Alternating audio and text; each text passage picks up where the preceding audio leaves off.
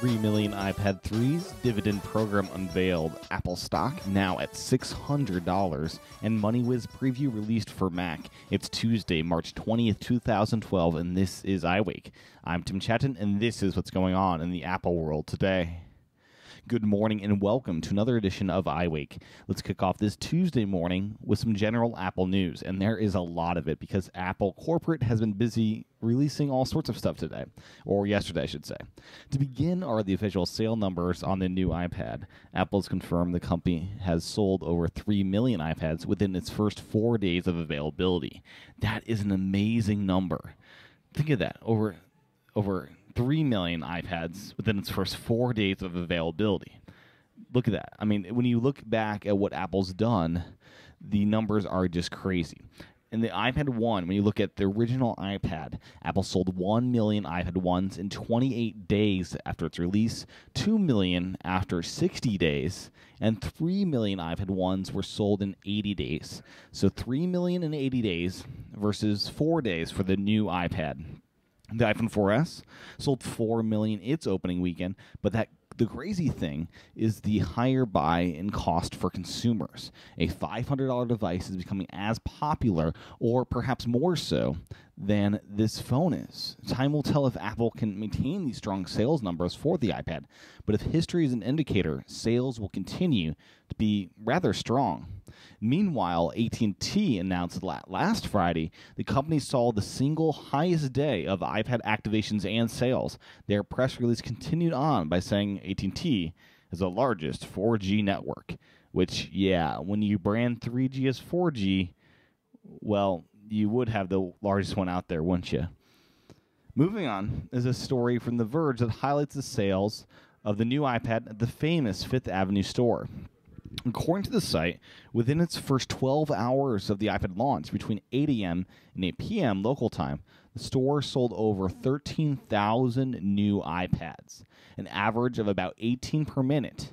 Daily store revenue, which typically falls between $700,000 and $1 million this quarter, that is per quarter average on a daily basis, was up to $11.5 million on this single launch day. On the supply side, the Fifth Avenue store was shipped more iPads than any other store, at least in the United States.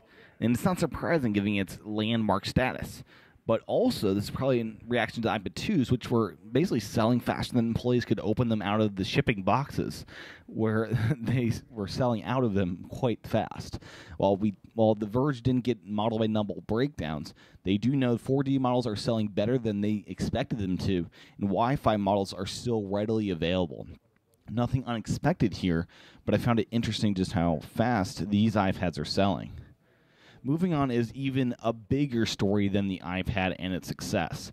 And the bigger story for some, I should say, for a lot of people following Apple. And that is what's Apple going to do with its $100 billion cash pile. A lot of that out of the country, but a lot of it here in the country, here in the States. And I believe it's around $45 billion here in the States. The company has announce what they're going to do with that. I'd love if Apple paid podcasters or plastered the United States in Wi-Fi, but no, that's not happening. Not today, at least. The company did announce yesterday morning at 3 a.m. Hawaii time 2 important things. First off, that beginning next quarter, Apple will begin to give dividends to shareholders. For every share, the owner will get $2.65. For large shareholders, this could amount to quite a bit. It should also attract new investors to Apple. Additionally, the company announced one more thing, a fairly important one. The company's board of directors has authorized a $10 billion share repurchase program, commencing in company's fiscal 2013, which begins on September 30th, 2012. The repurchase program is expected to be executed over 3 years with a primary purpose and objective of neutralizing the impact of dilution from future employee equity grants and employee stock purchase programs. Apple anticipates utilizing approximately $45 billion of domestic cash in the first 3 years of these programs. So there you go. That is what Apple is doing with its massive pile of cash. $45 billion being used just towards this in the next 3 years. Looking through the announcements, I find nothing terrible or wrong, but I rather enjoyed the $100 billion in cash piled up. I would have loved to see them continue that cash pile and see how big it could get. But in the end, this is the right move for Apple and its shareholders. So with that bombastic bombshell dropped on us yesterday is the reaction of the stock market. So with Apple announcing the iPad as to how well it was selling and these dividends, the stock closed at an amazing $601.10, up over $15 from yesterday's close. That is from Friday's close, I should say. So investors like good iPad sales and dividends. Nothing too shocking. I personally wonder when it will get up to $700 or even $1,000 because I think it's headed that way really quickly. So that's that. That is general Apple news. Apple did a lot of things, iPad sales numbers, and not to mention these dividends. So there you go. Let's move on to some app news. To begin is Jason Snell. He takes a look at a pre-release version of the Comixology app for the iPad. The update adds HD comics to the Retina-displayed iPad, this new iPad. According to Jason, not only are colors crisp and bright on the new Retina display, but the text is razor sharp and fine lines are visible as straight lines rather than pixelated blurs. According to the Comixology CEO, Dan Steinberger, CMX HD files are only downloaded if you are using the new iPad, are between 2 and 3 times the file size of regular issues. Comixology hopes to get the file sizes down further, but image quality is of first importance. Comixology is trying to upgrade its entire catalog to CMX HD format as quickly as possible, so older comics will be upgraded in the next several months. If you own a comic that gets upgraded to CMX HD, you'll be prompted to re-download the comic in the higher quality format. There's no upgrade fee, nor do HD-compatible comics cost more than other comics. Steinberger estimates that 90% of the existing material in Comixology library will eventually be upgraded to this HD format, while nearly 100% of new releases will be available in the high-res format right away. So there you go, yet another reason to get the new iPad, especially if you're a comic fan. I love what Comixology is doing here. There's no upgrade cost to HD, and that's an awesome thing. Currently, Apple does not let you upgrade movie purchases from SD to HD, and that is a shame. You have to buy a brand new version of the movie if you want the HD version. Apple can learn something from this strategy. I'm not sure if they will, though. The other big app story today is the MoneyWiz for the Mac announcement or preview, whatever you want to call it. MoneyWiz, they make a successful, and that's the app name. I guess their business name is something else. Their business name is actually SilverWiz.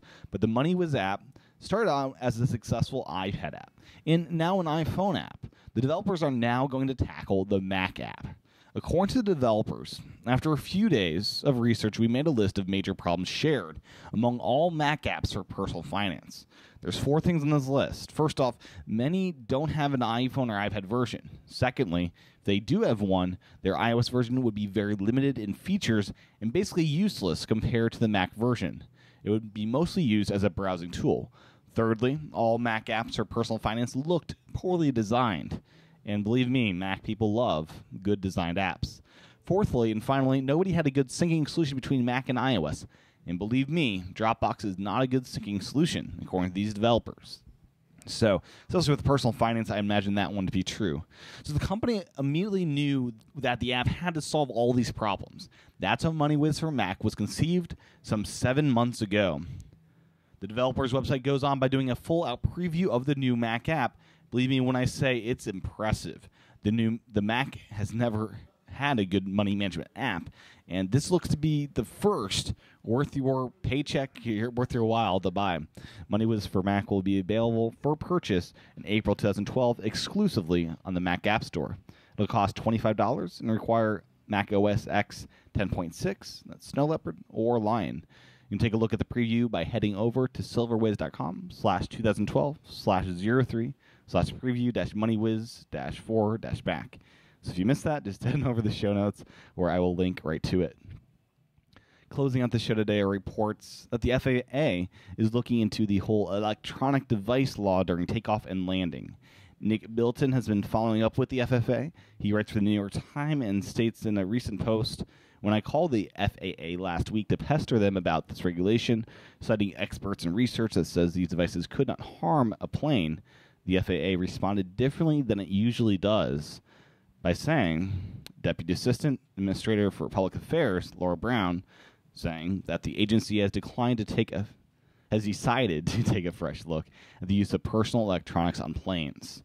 So they're going to take a fresh look at this. The FAA said it is exploring how to bring together electronics manufacturers, consumer electronic associations, aircraft, avionics manufacturers, airlines, pilots, flight attendants, and passengers to figure out how to allow greater use of electronics on planes.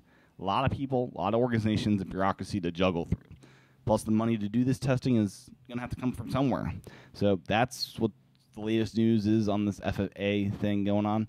Overall, great news for consumers if they can figure it out. Hopefully, something does come from this, because I personally don't like these laws. I understand why they're there. They're there so you're not distracted during takeoff or landing. It has nothing to do with the technology behind it. And I personally listen to iPods quite often while taking off and landing using a tiny Bluetooth headset. Shh. Don't tell anybody, but I do that. So there you go.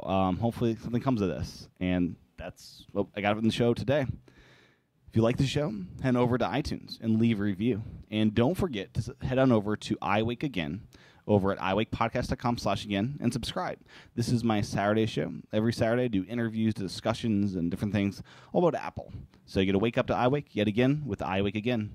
Head over to iWakePodcast.com/again. Join me tomorrow for another edition of iWake. Aloha.